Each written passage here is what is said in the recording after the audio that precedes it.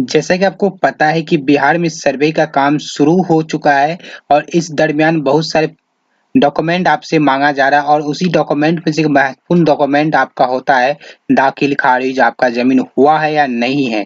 तो आज की इस वीडियो में हम बताएंगे दाखिल खारिज क्या होता है, दाखिल खारिज करने से क्या होता है और दाखिल खारिज किस तरह करेंगे ऑनलाइन। कंप्लीट प्रोसेस हम रजिस्ट्रेशन से लेकर प्रिंट आउट तक दाखिल खारिज करके लाइव और एक एक डॉट एक एक ऑप्शन को हम बारीकी से समझेंगे और क्लियर समझेंगे, जिसके बाद आपको दाखिल खारिज रिलेटेड कोई भी क्वेश्चन आपके मन में नहीं बचने वाला है। क्योंकि ये वीडियो थोड़ा लंबा हो सकता है लेकिन पूरी दाखिल खारिज को हम इस वीडियो में कंप्लीट करने वाले हैं।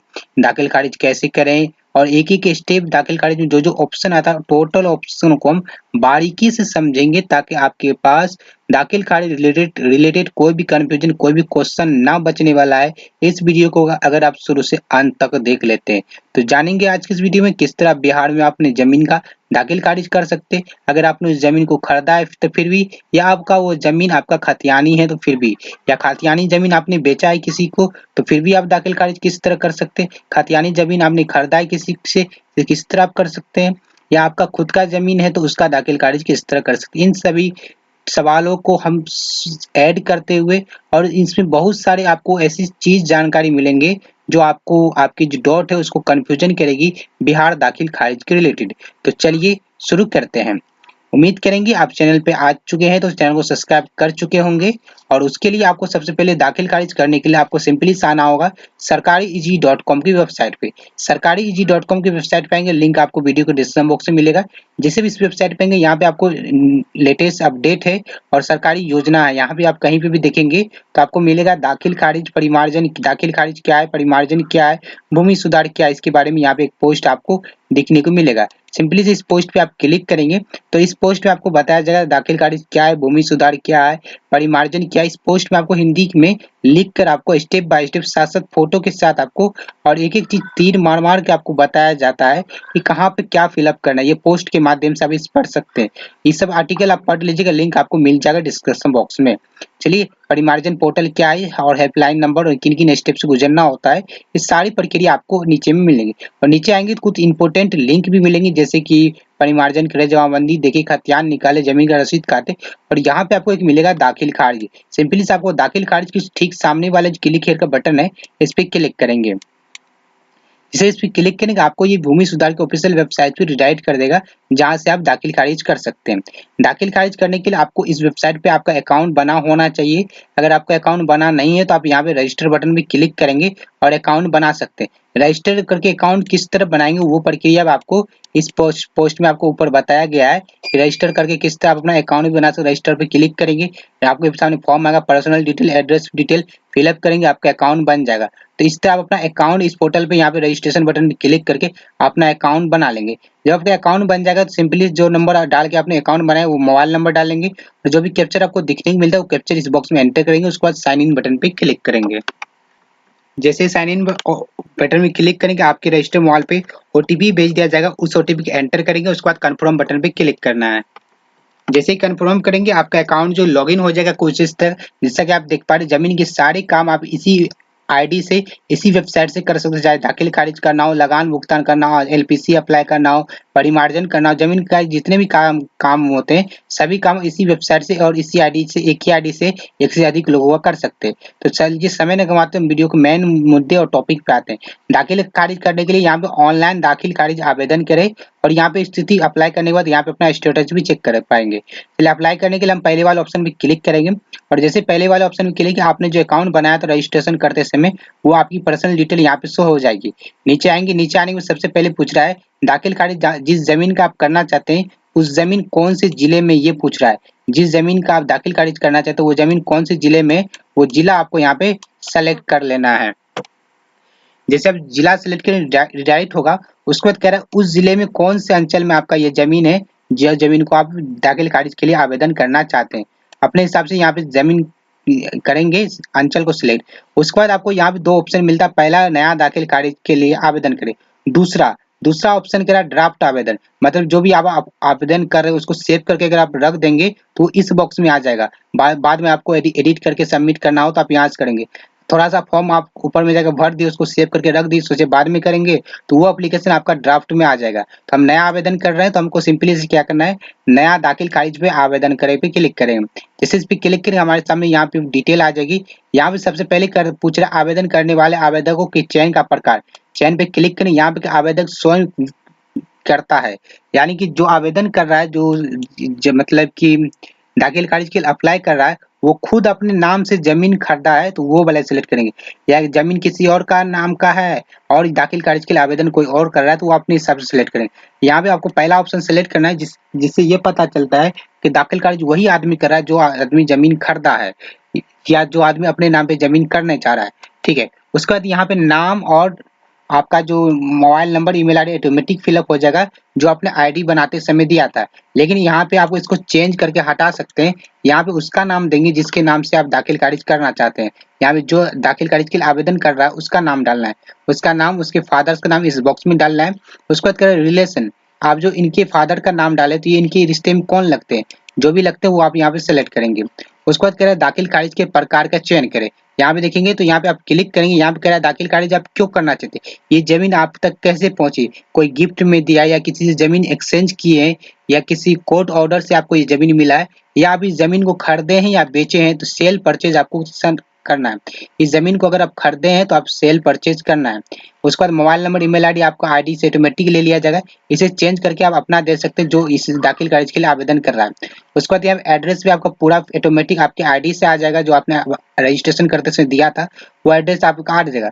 आप चाहे तो इस एड्रेस को चेंज कर सकते हैं। और ये यहाँ पे permanent, present address, permanent address, दोनों एड्रेस आपको फिलअप करना है। अगर दोनों एड्रेस सेम है आपको, तो पहला एड्रेस को फिलअप करेंगे, और ये जो बॉक्स में आप दिख रहा है सेम एज प्रेजेंट, सिंपली इस पे क्लिक करेंगे, दोनों एड्रेस आपका सेम हो जाएगा। उसके बाद सिंपली से आपको नेक्स्ट बटन पे क्लिक कर देना है। नेक्स्ट करेंगे, आपको दूसरा स्टेप पे यहाँ पे रिडायरेक्ट कर देगा कि प्लॉट डिटेल। पहला एप्लीकेशन एप्लीकेंट डिटेल था, प्लॉट डिटेल, फिर बायर डिटेल, फिर शेयर डिटेल, फिर डॉक्यूमेंट अपलोड। अब यहाँ पे जिला और सब डिस्ट्रिक्ट और सर्कल जो ऑटोमेटिक ले लिया है। अब यहाँ से हमसे पूछ रहा है कि मौजा, जिस जमीन का आप दाखिल खारिज करना चाह रहे हो उस जमीन जो है कौन सा मौजा में आता है, तो आप यहाँ पे अपने हिसाब से मौजा को सिलेक्ट करेंगे। ठीक है, जो भी आपका मौजा आता है मौजा को सिलेक्ट करेंगे। जैसे अब यहाँ पे हमने मौजा सेलेक्ट किया तो आप देखेंगे हल्का ऑटोमेटिक ले लिया गया है। अब यहाँ पे आपसे कुछ डिटेल मांगा जाएगा। सबसे पहला मांगा जाएगा आप जो जिस जमीन का दाखिल खारिज के लिए आवेदन कर रहे हैं उसका खाता संख्या क्या है। यहाँ पे नया खाता संख्या डालेंगे, और उसके बाद यहाँ पे कह रहा है प्लॉट संख्या यानी खेसरा नंबर, जिस जमीन का आप दाखिल खारिज के लिए आवेदन कर रहे हैं उसका खेसरा संख्या क्या है। उसके बाद उस जमीन में कितने एकड़ आपके जमीन है वो डालेंगे, और कितने डिसमिल है वो डालेंगे। अगर आपका जमीन एकड़ में नहीं है डिसमिल में है, तो एकड़ वाले बॉक्स में आपको 0 लिखेंगे, और डिसमिल वाले बॉक्स में आपको डिसमिल लिखना है। आपकी जमीन कितने वो आपको बताना है। उसके बाद कह रहा है कि जिस जमीन का आप दाखिल खारिज करना चाहते हैं उस जमीन के उत्तर, पूरब, पश्चिम, दक्षिण यानी चारों साइड चौहद्दी में कौन कौन है। जिनका अगर किन्हीं का घर है तो उनका नाम लिखेंगे, या आप उनका नीज है तो आपका नीज है तो नीज लिखेंगे, या हिस्सेदारी का है तो हिस्सेदारी, या आपके पश्चिम में जो भी है तो उसका जमीन का जिसका जमीन उसका नाम लिखेंगे। यानी जिस जमीन के दाखिल खारिज के लिए आवेदन कर रहे हैं उसकी चारों तरफ जमीन में कौन है, सरकारी सड़क है तो वो लिखेंगे, नीज है तो वो लिखेंगे, किसी आदमी का जमीन है तो उसका नाम लिखेंगे। उसके बाद आपको सिंपली से यहाँ पे क्लिक हेयर है तो आपको सिंपली से क्लिक हेयर पे क्लिक करेंगे। ठीक है, जैसे आप क्लिक हेयर पे क्लिक करेंगे आपके सामने यहाँ पे कुछ इस तरह का आ जाएगा। क्या कह रहा है कि क्या विक्रेता स्वयं जमींदार है, यानी दाखिल खारिज तभी आप करा रहे हैं जब आप अपने जमीन को खरीदा है। तो यहाँ पे कह रहा है या आपके आपके या आपके खातियानी जमीन है। तो यहाँ पे कह रहा है जो नहीं, क्योंकि हमने इस जमीन को खरीदा है तो ये मेरे नाम जिससे हम खरीदा है उसके नाम की ये जमीन है, क्योंकि उसके खातियानी यानी कि उनके दादा का नाम से जमीन था। तो यहाँ पे हम नो करेंगे। यहाँ पे एक चीज आपको अच्छे से समझ लेना है। यहाँ पे कह रहा है क्या विक्रेता स्वयं जमींदार है, यानी जो भी जमीन बेचा है क्या उसके नाम पे, खुद का नाम पे जमीन था। यहाँ पे कह रहा है कि जो जमीन बेचा है, जो जिससे आप जमीन खरीदे, यानी जो जमीन बेचा है क्या इस जमीन जो उसके नाम पे था या उसके दादा परदादा के नाम, अगर उसी के नाम पे था जो आपको जमीन बेचा है उसी के नाम पे अगर ये जमीन था तो यस करेंगे, और उसके नाम पे नहीं उसके दादा परदादा खतियानी जमीन तो यहाँ पे नो करेंगे। क्या क्या कह रहा है, जिस जमीन को ये आदमी बेचा है उस जमीन में उसका भाई सब का भी हिस्सा होगा। ठीक है, तो यहाँ पे यस करेंगे। अगर उस जमीन पे सिर्फ उसी का हिस्सा था तो यहाँ पे नो करेंगे। अगर उस जमीन पे एक से अधिक लोगों का हिस्सा था तो यहाँ पे यस करेंगे। उसके बाद कह रहा है क्या भूमि की संयुक्त खाते हैं, या जो जमीन है इस जमीन का खाता अलग अलग है, जैसे खाता खेसरा होता है ना, तो एक खाता में कई खेसरे होते हैं, और और खाता भी अलग अलग होता है, अलग अलग होता है। यहाँ पे कह रहा है क्या भूमि संयुक्त खाते की ये जमीन है इसका जो खाता 1 से अधिक है, तो यहाँ पे यस या नो अपने हिसाब से करेंगे, हम यहाँ पे नो रखेंगे। अब यहाँ पे देखिए, यहाँ पे कह रहा है विक्रेता का नाम, जो भी जमीन आपके साथ बेचा है उसका नाम, उसके फादर्स का नाम, उसके रिलेशन, यहाँ पे ये गार्जियन इनका कौन है वो आपको यहाँ पे लिखना है, और इनकी कास्ट क्या है वो आपको यहाँ पे दर्ज करना है। उसके बाद यहाँ पे जेंडर, उसके बाद उनका मोबाइल नंबर और उनका एड्रेस आपको फिलअप करना है। अगर बेचने वाला में 1 से अधिक लोग हैं तो आपको यहाँ पे ऐड न्यू पे क्लिक करना है और उस डिटेल को फिलअप करना है। उसके बाद कह रहा है यहाँ पे क्या आपने विक्रय पत्र सभी खातेदारों की सहमति पत्र की है, तो यहाँ पे जितने भी लोग का जो हिस्सा था इस जमीन पे, क्या उससे आपने सहमति पत्र लिया है, तो यहाँ पे आपको यस करना होगा, ठीक है। उसके बाद यस जैसे करेंगे, यहाँ पे कह रहा है कि अपनी डिटेल को वेरीफाई कीजिए, आप भाग संख्या या कंप्यूटराइज संख्या से आप निकाल सकते हैं। अब देखिए यहाँ पे हमें क्या करना है, अगर आप भाग संख्या हमें पता नहीं है, पृष्ठ संख्या हमें पता नहीं है, तो यहाँ पे एक लिंक दिएगा, यहाँ पे एक लिंक दे रहा है, सिंपली इस लिंक से आप यहाँ पे क्लिक कर सकते हैं। भाग संख्या पृष्ठ संख्या निकालने के लिए यहाँ पे इस पे आपको लिंक मिल जाएगा, इस पे जाएंगे नीचे में आपको लिंक मिल जाएगा, वहां से भी आप क्लिक करेंगे तो आप सिंपली से यहाँ पे आ जाएंगे। यहाँ पे आ जाएंगे तो यहाँ पे अपनी जमीन का भाग संख्या और पृष्ठ संख्या निकाल सकते हैं। अब देखिए यहाँ पे भाग संख्या जमीन पृष्ठ संख्या निकालेंगे, सबसे पहले यहाँ पे आपको अपना जिला सेलेक्ट कर लेना है और उसके बाद उसका अंचल सेलेक्ट कर लेना है। उसके बाद यहाँ पे अंचल सेलेक्ट करने के बाद प्रोसीड करेंगे। प्रोसीड जैसे यहाँ पे क्लिक करेंगे तो यहाँ पे हमारे सामने मौजा का जो कॉलम है ये हाईलाइट हो जाएगा। तो इस मौजा के कॉलम में हम अपने मौजे को सेलेक्ट करेंगे जहाँ जमीन है। जैसे हमने इस मौजे को सेलेक्ट किया तो आप देखेंगे यहाँ पे खाता संख्या खसरा कर रहा है, किससे आप खोजना चाहते हैं। अगर आप खेसरा खोजना चाहते हैं तो आपको प्लॉट संख्या डालना होगा।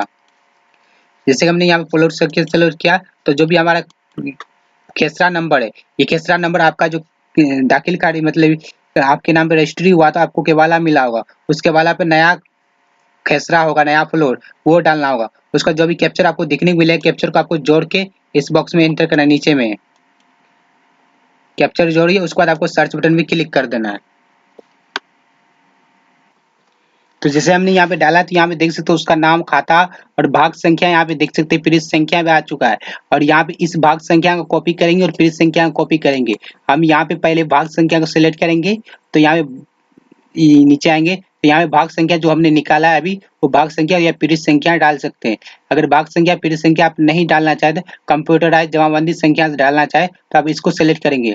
इस दोनों में से कोई एक डिटेल आपको डाल के सर्च करना है। अब ये डिटेल कहाँ से मिलेगा, जहाँ से आपने ये निकाला था, अपना भाग संख्या निकाला था, वहीं से आपको ये डिटेल मिलेगी। यहाँ पे देखेंगे कंप्यूटराइज जमाबंदी संख्या, इसको कॉपी करेंगे और आपको उस बॉक्स में एंटर करना है और यहाँ पे हम एंटर करेंगे। जैसे हमने इस डिटेल को एंटर किया उसके बाद सर्च बटन पे क्लिक करेंगे तो हम देखेंगे नीचे आएंगे तो ये इसके नाम पे जितने भी जमीन है वो आपको यहाँ पे एकड़ डिसमिल हेक्टर में दिखा देगा। उसके बाद कह रहा है क्या उपयुक्त जमाबंदी से दाखिल खारिज होना है, क्या कह रहा है कि ये जो जमाबंदी, क्या इस जमाबंदी का आप दाखिल खारिज करना चाहते हैं, तो यहाँ पे यस बटन पे क्लिक करेंगे। जैसे आप यस बटन में क्लिक करेंगे उसके बाद यहाँ पे सेव एंड नेक्स्ट का आपको बटन दे देगा, simply save and next button पे क्लिक कर देना है। सेव हो जाने के बाद सिंपली से क्लोज बटन पे क्लिक करेंगे। और यहाँ पे एक चीज और हम आपको बता देना चाहते हैं, जिससे आप जिसके नाम पे जमीन था, जिससे आप खरीदे हैं उसी के नाम पे जमीन था, तो पहले ऑप्शन यहाँ जो कह रहा है कि विक्रेता का स्वयं जिम्मेदार, तो यस करेंगे। यानी कि जिससे आप जमीन खरीदे उसके नाम पे, खुद के नाम पे जमीन था, तो आपको यहाँ पे यस करके सिर्फ भाग संख्या और पृष्ठ संख्या उस जमीन का निकाल के डाल देना है। जैसे अभी हमने यहाँ पे निकाला तो आप समझ गए कि अगर जिससे आप खरीदे हैं उसके खुद के नाम पे जमीन था तो यस करके उस जमीन की डिटेल यहाँ पे डाल देना है। जिससे आप जमीन खरीदे उसके खुद के नाम पे नहीं था, यानी उसके गार्जियन के नाम पे था, तो उनको उसमें उनका हिस्सा था तो वो बेचा है, तो यहाँ पे नो करेंगे। इस हिसाब से आप उसको भरेंगे। देखिए जैसे हमने यहाँ पे सेव पे क्लिक किया तो हमें एक एरर दे दिया, कह रहा है कि आपके द्वारा चयनित जमाबंदी में दाखिल खारिज किए जाने हेतु भूमि से संबंधित विवरण उपलब्ध नहीं है। पहले परिमार्जन के माध्यम से विक्रेता पूर्व जमाबंदी रैयत की जमाबंदी सुधार करे, पश्चात भूमि के दाखिल खारिज के लिए आवेदन करे। यानी कह रहा है जिस जमीन के आप दाखिल खारिज के लिए आवेदन करना चाहते हैं उसकी जो डिटेल है हमारे पास उपलब्ध नहीं है, नेट पे उपलब्ध नहीं है, उसकी उस जमीन की जानकारी डिटेल हमारे नेट पे अपलोड नहीं, अपडेट नहीं है। ये कह रहा है कि परिमार्जन करके उस जमीन की डिटेल को आप नेट पे चढ़ाइए, हमारी साइट पे पहले चढ़ाइए। जो हमारे परिमार्जन के माध्यम से आप उस जमीन की जो जानकारी है जब आप इंटरनेट पे यानी कि बिहार भूमि की वेबसाइट पे चढ़ा देंगे, अपलोड करवा देंगे परिमार्जन के द्वारा, तब आप जाके यहाँ पे पुनः दाखिल खारिज के लिए आवेदन कर सकते हैं। जैसे आप ओके करेंगे और नीचे आएंगे तो यहाँ पे देखिए परिमार्जन के लिए आवेदन करने के लिए क्लिक करें। यहाँ पे आपको एक लिंक भी दे दिया जाता है कि आप परिमार्जन करके अपने जमीन की डिटेल को नेट पे पहले बिहार भूमि की साइट पे चढ़वा लीजिए, फिर जाकर आप परिमार्जन हो जाएगा, परिमार्जन हो जाएगा तो फिर आप दाखिल खारिज कर सकते हैं। परिमार्जन किस तरह करेंगे इस वेबसाइट पे इसी पोस्ट में आपको बताया गया है। परिमार्जन करने की पूरी प्रक्रिया आप देख सकते हैं, स्टेप बाय स्टेप आप कर सकते हैं। इस पोस्ट को आपको एक बार जरूर विजिट करना चाहिए, ठीक है। चलिए अगर आपको इस तरह का अगर एरर आता है तो जो मैंने आपको बताया वो चीज करना है। चलिए हम दूसरी फाइल को अब दूसरे कस्टमर के जो दाखिल खारिज उसको करते हैं और पूरी कंप्लीट प्रोसेस बताते हैं, क्योंकि हमने यहाँ पे अभी देखा कि इस कैंडिडेट का दाखिल खारिज में एक इशू आ गया। तो परिमार्जन किस तरह करते हैं इसके बारे में मैंने लेटेस्ट वीडियो दिया हूँ कि परिमार्जन किस तरह किया जाता है, आप देख लीजिएगा, लिंक आपको वीडियो के डिस्क्रिप्शन बॉक्स में मिल जाएगा। उसमें मैंने आपको परिमार्जन करने के बारे में पिछले वीडियो में बता दिया हूँ। तो आप देखेंगे हमने यहाँ पे दूसरे लोगों का जमीन का दाखिल खारिज कर रहे हैं क्योंकि उसमें प्रॉब्लम हो गया था। क्योंकि मैंने आपको बताया कि मैं आपको एक-एक चीज एक-एक जो भी डॉट जो भी एरर आता है वो एरर के साथ हम आपको बताएंगे, उस एरर का सॉल्यूशन के साथ। क्योंकि हम चाहते तो उतना जो एरर आया उसको हम एडिटिंग में क्रॉप करके हटा सकते थे, कट कर सकते थे, लेकिन हमने चाहा उसकी भी जानकारी आपको दें कि अगर इस तरह का प्रॉब्लम आपको आए तो आप क्या करना है। अगर हम चाहते तो एडिटिंग करके उसको काट के हटा सकते थे उस पार्ट को, लेकिन हमने ऐसा नहीं किया। देखिए इस जमीन का हमने पूरी डिटेल फिलअप कर दिया और जैसे हमने पीछे जो प्रोसेस बचा वो प्रोसेस फिलअप करके हमने सेव किया। जैसे हम सेव किए तो यहाँ पे आप देखेंगे कि जमाबंदी संख्या यहाँ पे जो कंप्यूटराइज संख्या है वो ऑटोमेटिक फिलअप हो चुका है। सेव करेंगे तो यहाँ पे जो डाटा फिलअप हो जाएगी, साथ साथ यहाँ पे आपकी जो है कंप्यूटराइजेशन जो नंबर था जमाबंदी संख्या वो शो कर जाएगी। और यहाँ पे आप एक से अधिक भी ऐड कर सकते हैं। मतलब कि आप जो जमीन खरीदे हैं इसी खाता से आप दो खेसरा की जमीन खरीदे हैं तो जितने भी खाता से जितने भी खेसरा आप जमीन खरीदे वो आप देखेंगे। जैसे कि इस आदमी का देख सकते हैं, इस कस्टमर का, तो एक खाता से इन्होंने ये वाला प्लॉट खरीदा, फिर दूसरे उसी खाता से फिर ये वाला प्लॉट खरीदा। जितने प्लॉट खरीदे हैं सभी खेसरे अलग होते हैं, तो सभी को एक एक करके ऐड करना होगा। ये सारी डिटेल ऐड करने के बाद आपको नीचे अपडेट एंड नेक्स्ट बटन पे का ऑप्शन मिलेगा, सिंपली इस पे क्लिक कर देना है। जैसे हम इस पे क्लिक करेंगे तो यहाँ पे देखेंगे आपके सामने बायर का डिटेल आ चुका है, यानी कि जो जमीन खरीदा है उस जमीन खरीदने वाला का डिटेल आ गया है। सबसे पहले यहाँ पे पूछता है सेलेक्ट बायर टाइप, यानी जो जमीन खरीदा है वो नॉर्मल इंसान खरीदा है तो यहाँ पे रैयत करेंगे। अगर कोई सरकारी डिपार्टमेंट या सरकारी कॉलेज वगैरह कोई खरीदा उसके नाम से खरीदी गई जमीन तो यहाँ गवर्नमेंट डिपार्टमेंट करेंगे। कोई सरकारी कॉलेज है, सरकारी संस्था है, सरकारी डिपार्टमेंट है, वो खुद के नाम पे अगर जमीन खरीदे तो ये सेलेक्ट करेंगे। तो यहाँ किसी पर्सनल इंसान खरीदा है तो रैयत को सिलेक्ट करेंगे। यहाँ पे आपको सिंपली क्या करना है, यहाँ पे नाम डाल देना है जो जमीन खरीदा है। मान लीजिए अगर एक जमीन को आप 3 भाई मिलके खरीदे हैं तो तीनों का नाम डालेंगे। अगर एक जमीन है उसको सिर्फ आप ही अपना नाम से खरीदे हैं तो सिर्फ अपना नाम डालेंगे। मतलब मान लीजिए जमीन है, इस जमीन को खरीदने वाला 3 भाई है तो तीनों का नाम डालेंगे। अगर इस जमीन को खरीदने वाला सिर्फ एक इंसान है तो यहाँ पे उसकी नाम डालेंगे, जैसे उसका नाम डालेंगे, उसके फादर्स का नाम डालेंगे, उसकी ये जो गार्जियन के साथ इसका क्या रिश्ता है वो डालेंगे, इनकी कास्ट डालेंगे यानी कि जाति सेलेक्ट करेंगे, फिर यहाँ पे जेंडर सेलेक्ट करेंगे, फिर यहाँ पे मोबाइल नंबर डालेंगे, उसके बाद फिर एड्रेस, फिर यहाँ पे आधार संख्या डालेंगे। यहाँ पे जितने लोगों के नाम पे दाखिल खारिज होना है वो सभी का नाम डालेंगे। यहाँ पे जितने भी लोगों का नाम डालेंगे उन्हीं सभी के नाम पे दाखिल खारिज होगा और ये जमीन जो उन्हीं सभी के नाम पे चले जाएगा। ठीक है, आप एक से अधिक भी यहाँ पे ऐड कर सकते हैं। ये डिटेल को आप ऐड करेंगे, उसके बाद अपडेट एंड नेक्स्ट बटन पे क्लिक करेंगे। उसके बाद आप देखेंगे यहाँ पे सेलर डिटेल आ चुकी है, यानी कि जो जमीन बेचा है उसकी जमीन डिटेल आ जाएगी। अगर यहाँ पे आपका खतियानी जमीन है तो किसके नाम पे जमीन था वो नाम लिखना है। ठीक है, अगर आपने खतियानी जमीन अपने नाम पे, खतियानी जमीन जो बेचा है उसका खतियानी जमीन था तो जो बेचा उसका नाम लिखना है। ठीक है, ठीक है, तो यहाँ पे बेचने वाला का नाम, बेचने वाले गार्जियन का नाम, उसके साथ रिलेशन क्या है, कास्ट डालना है, फिर जेंडर, फिर मोबाइल नंबर, फिर अपना उनका एड्रेस, फिर आधार नंबर, ये सारी चीज डालना है। मैं आपको बता दूं खरीदने वाला जो बायर था उसका मोबाइल नंबर आपको सही डालना है, क्योंकि उस पर आगे चलकर ओटीपी डाल के हमें वेरीफाई भी करना है। तो खरीदने वाला का नंबर, आपको बायर का नंबर, मोबाइल नंबर सही डालना है। तो यहाँ पे अगर बेचने वाला एक से ज्यादा लोगों है तो उससे भी आप ऐड न्यू करके एक से ज्यादा लोगों को ऐड कर सकते हैं, क्योंकि जब बेचने वाले की भी आप एक से ज्यादा लोग बेच सकते हैं एक जमीन में, क्योंकि उस अलग अलग खेसरा अलग अलग फ्लोट होते हैं। तो यहाँ पे हम सेलर की डिटेल इस तरह ऐड करेंगे, उसके बाद सिंपली से अपडेट एंड नेक्स्ट बटन पे क्लिक करेंगे। तो यहाँ पे डॉक्यूमेंट अपलोड ऑप्शन आ चुका है। यहाँ पे देखिए आपको मेन चीज अपलोड करना है और क्या क्या अपलोड करना है। सबसे पहले यहाँ पे डीड डिटेल यानी कि इस वाले ऑप्शन में आपको केवाला की डिटेल अपलोड करना है और केवाला की डिटेल डालना है, केवाला अपलोड करना है। आपका जो आप अपने नाम पे रजिस्ट्री कराए तो वहाँ पे आपको केवाला मिला होगा, उस केवाला पे डीड नंबर होगा। आप देखेंगे डीड नंबर जो वो डॉक्यूमेंट नंबर कहलाता है। तो जो आपको केवाला अपना रजिस्ट्री करवाए अपने नाम पे तो आपको केवाला मिला होगा, उस केवाला पे डीड नंबर होगा। आप देखेंगे अच्छे से उस पर डीड नंबर होगा, उस डीड नंबर को आपको इस बॉक्स में एंटर करना है। वो केवाला कब आपके नाम पे हुआ है, डीड नंबर कब जनरेट हुआ, वो आपको यहाँ पे डालना है। उसके बाद यहाँ पे कह रहा है सेलेक्ट, यहाँ पे आप कहाँ पे आपने रजिस्ट्री करवाया है वो अपना लोकेशन सेलेक्ट कर लेना है। उसके बाद यहाँ कह रहा है कि अगर आपने रजिस्ट्री कराया किसी दिन और रजिस्ट्री कराने के बाद 90 दिन बाद आप दाखिल खारिज के लिए अप्लाई कर रहे हैं, क्यों आप 90 दिन के बाद अप्लाई करें इसका कारण बताइए। क्योंकि दाखिल खारिज करने के बाद आपको तुरंत ही दाखिल खारिज की मतलब रजिस्ट्री करने के बाद तुरंत ही आपको दाखिल खारिज करा लेना चाहिए। 3 महीने का समय देती है डिपार्टमेंट, लेकिन कह रहा है कि अगर 3 महीना से ज्यादा हो गया आपको रजिस्ट्री कराए, अब अभी तक दाखिल खारिज नहीं कराए, तो 3 महीना से आपने क्यों दाखिल खारिज नहीं कराए उसका एक कारण आप यहाँ पे लिख सकते हैं, कुछ भी लिख सकते हैं। उसके बाद जो भी आपका केवाला है उस केवाला को यहाँ पे पीडीएफ बना के 1 MB से कम होना चाहिए पीडीएफ की साइज, पीडीएफ को अपलोड कर देंगे। जितना डॉक्यूमेंट हो सकता है आप इसमें अपलोड कर लीजिए केवाला बना के। और याद रखेंगे अगर आपका जमीन खतियानी है तो आपको वंशावली भी देना अनिवार्य है। ये जो आप केवाला अपलोड करेंगे इस केवाला के साथ आप वंशावली भी अपलोड करेंगे।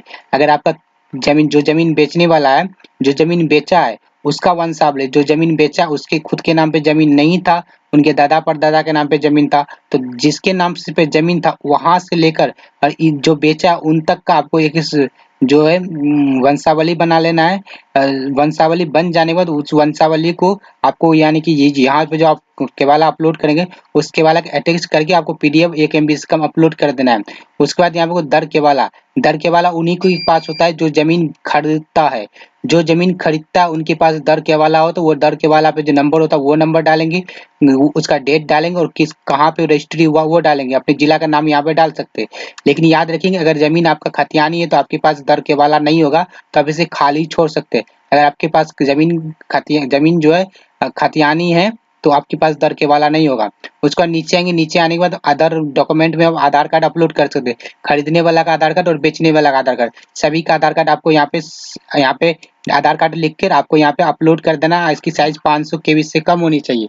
अगर हो सके तो आपका जो केवाला है और आधार कार्ड सभी एक ही पीडीएफ में बना के अपलोड कीजिए, आपके लिए बेहतर होगा। अगर सभी एक पीडीएफ में बनाते 1 MB से ज्यादा साइज हो जा रहा है और साइज कम कर रहे हैं, साइज नहीं ज्यादा कम हो रहा है, तो आप क्या करेंगे ऊपर में केवाला अपलोड करेंगे, फिर दर केवाला, फिर यहाँ पे आधार कार्ड अपलोड करेंगे। अगर एक ही पीडीएफ में आपको सारा चीज आ रहा है तो एक ही पीडीएफ में अपलोड करके आप सबमिट करेंगे, आपके लिए बेहतर होने वाला है।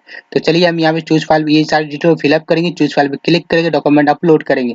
डॉक्यूमेंट अपलोड करने के बाद हमें यहाँ पे सेव एंड नेक्स्ट बटन पे क्लिक कर देना है। उसके बाद डॉक्यूमेंट अपलोड हो जाएगा, सिंपली से आपको वेरीफाई मोबाइल पे क्लिक करना है। वेरीफाई मोबाइल पे क्लिक करने के बाद आप यहाँ बायर मोबाइल वेरिफिकेशन, जो भी जमीन खरीदा उसका मोबाइल वेरिफिकेशन यहाँ पे करना होगा। जैसा कि आप देख पा रहे हैं यहाँ बायर मोबाइल वेरिफिकेशन, यहाँ पे सारी डिटेल आपके आ जाएगा, आपकी personal detail, buyer detail, simply से यहाँ पे आपको सारी डिटेल को दिखने को मिलेगा। और यहाँ पे जितने भी लोग खरीदे इस जमीन के सभी का नाम आ चुका है और सभी के नाम के सामने ओटीपी वेरिफिकेशन है और गेट ओटीपी करके एक ऑप्शन है। सिंपली से किसी का एक ओटीपी वेरिफिकेशन कर लेंगे, कोई भी बायर का एक सिर्फ ओटीपी वेरिफिकेशन कर लेंगे, जिसके लिए आप यहाँ पे देख सकते हैं। और सारी डिटेल गेट ओटीपी पे क्लिक करेंगे, आपके जो मोबाइल है बायर के जो मोबाइल है उस पर एक ओटीपी गया है, उस ओटीपी को हम इस बॉक्स में एंटर करेंगे। ओटीपी यहाँ पे एंटर कर चुके, उसके बाद यहाँ पे कंफर्म बटन पे क्लिक करेंगे, ओटीपी वेरीफाई हो चुका है। अब यहाँ पे आएंगे और देखेंगे यहाँ पे सभी बायर का ओटीपी वेरीफाई हो चुका है। एक बायर का अगर ओटीपी वेरीफाई करते हैं तो सभी का हो सकता है, मेरे केस में सभी का हो चुका है। अब यहाँ पे क्या करेंगे, प्रीव्यू एंड सबमिट बटन आपको दिखने को मिलेगा। यहाँ पे आप देखेंगे प्रीव्यू एंड सबमिट बटन, यहाँ पे देखेंगे प्रीव्यू एंड सबमिट बटन है, सिंपली से इस प्रीव्यू एंड सबमिट बटन पे क्लिक करेंगे। जैसे आप प्रीव्यू एंड सबमिट बटन पे क्लिक करेंगे आपको प्रीव्यू करने देगा कि आप अपने जो डिटेल फिलअप किया है वो सारी डिटेल को चेक कीजिए। एक एक करके आपके द्वारा भरा के डिटेल सारी डिटेल यहाँ पे शो होगा, सारी डिटेल को चेक कर पाएंगे। साथ साथ यहाँ अपलोडेड डॉक्यूमेंट भी आप यहाँ पे देख सकते। तो यहाँ पे देखिए अपलोडेड डॉक्यूमेंट, व्यू डॉक्यूमेंट पे क्लिक करेंगे, यहाँ पे जो भी अपलोड किया आपने डॉक्यूमेंट वो सारे डॉक्यूमेंट यहाँ पे आपको शो कर देंगे। यहाँ पे सिर्फ आपको केवाला शो करेगा, ठीक है, दर केवाला वगैरह नहीं शो करेगा, ठीक है। तो आप यहाँ पे देख सकते हैं और नीचे आएँगे आपके द्वारा दिया गया बायर डिटेल, शेयर डिटेल, पोल्यूट डिटेल, सारी डिटेल एक-एक करके यहाँ पे आपको दिखाया जाएगा। सारी डिटेल को चेक करेंगे। अगर लगता है कि आपके द्वारा भरा गई डिटेल सही है तो आप यहाँ पे सबमिट कर सकते हैं। आप देखेंगे यहाँ पे सभी चीज़ आपको सही है। अगर लगता है कि आपका कुछ गलत है तो होम पे जाके आप इसे एडिट कर सकते हैं या बैक करके एडिट कर सकते हैं। मेरे द्वारा भरा गया डिटेल अगर सही है तो यहाँ पे देखिए घोषणा पत्र मेरे द्वारा दी गई जानकारी सत्य है। अगर कोई गलत होती है तो उसपे मेरे ऊपर कार्रवाई की जाए। तो यहाँ पे देखिए इस घोषणा पत्र को हम अभी रीड करने वाले हैं, टिक मार का एक्सेप्ट करेंगे। इस घोषणा पत्र को हमने अभी एक्सेप्ट किया है, तो अभी इस घोषणा पत्र को एक्सेप्ट करने के बाद सिंपली से आपको यहाँ फाइनल सबमिट है। सिंपली इस फाइनल सबमिट को आपको क्लिक कर देना है। फाइनल सबमिट पे जैसे आप क्लिक करेंगे, फाइनल सबमिट पे क्लिक करेंगे, लास्ट बार फाइनल सबमिशन के लिए आपको ओटीपी मांगेगा, ओटीपी यहाँ पे एंटर करेंगे, उसके बाद कन्फर्म एंड फाइनल सबमिट पे क्लिक करेंगे। जैसे आप कन्फर्म एंड फाइनल सबमिट पे क्लिक करेंगे तो आप यहाँ पे देखेंगे आपका आवेदन संख्या प्राप्त इतना के साथ प्राप्त कर लिया गया। आपका आवेदन सत्यापन के उपरांत ही स्वीकार होगा। तो यहाँ पे कह रहा है आपका आवेदन हो चुका है, प्राप्त कर लिया गया है। आपका आवेदन सत्यापन होगा, वेरिफिकेशन होगा, उसके बाद आपका दाखिल खारिज कर दिया जाएगा। तो यहाँ पे हम ओके बटन पे क्लिक करेंगे। जैसे हम ओके बटन पे क्लिक करेंगे अभी तो यहाँ पे देखेंगे हमें चीज दे दिया गया, आवेदन संख्या वगैरह सारा चीज आप देख सकते हैं। और इसको हम प्रिंट करके कस्टमर को दे सकते हैं। कंट्रोल पी से हम प्रिंट कर लेंगे, क्योंकि यहाँ प्रिंट का कोई ऑप्शन नहीं दे रहा है। तो कंट्रोल कीबोर्ड से कंट्रोल पी प्रेस करेंगे और यहाँ से आप प्रिंट करके या सेव एज पीडीएफ करके रख सकते हैं, कस्टमर को दे सकते हैं।